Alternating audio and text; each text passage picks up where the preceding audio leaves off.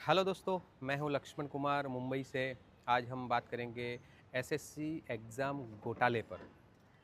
आजकल ये एक स्कैम की तरह हो रहा है कि कई स्टूडेंट्स कहीं घंटों तक पढ़ाई करके कहीं कोसों दूर जाके जब वो एग्ज़ाम देने पहुंचते हैं और वहाँ उन्हें पता चलता है कि आज एग्ज़ाम नहीं है।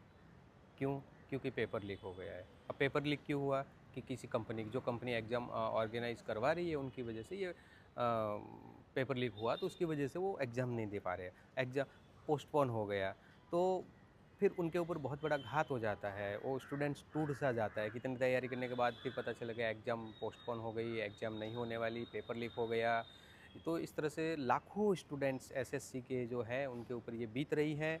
और पहले तो गवर्नमेंट करती थी, लेकिन अभी एसएससी टीसीएस कंपनी है वो एग्ज़ाम करवा रही थी, लेकिन अभी कोई और नई कंपनी करवा रही है। चाहे भले ही कोई भी कंपनी करवाती हो, हमें उससे कोई लेना देना नहीं, लेकिन इस बीच में घसीटता कौन है, पीसा कौन जाता है? तो स्टूडेंट्स।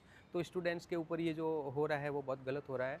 और पुरानी कंपनी नई कंपनी पे ब्लेम कर रही है, नई कंपनी पुरानी कंपनी पे ब्लेम कर रही है, और इस दोनों के बीच में नुकसान स्टूडेंट्स का होता है। तो ये जो हो रहा है वो गलत हो रहा है। और इन पे गवर्नमेंट या कोई भी हो, उनको एक बार ध्यान देना चाहिए कि बच्चों के साथ गलत ना हो, स्टूडेंट्स के साथ ये गलत ना हो, और वो एसएससी की तैयारी करते हैं। कहीं मिडिल क्लास के लोग होते हैं, कहीं दूर दूर से आते हैं, खर्चा करके आते हैं ना, बड़ी मुश्किल से खर्चा करना पड़ता है, फिर वो वहाँ जाके फिर उनको एग्ज़ाम देने को नहीं मिलती, तो बहुत बड़ा स्कैम घोटाला ही है।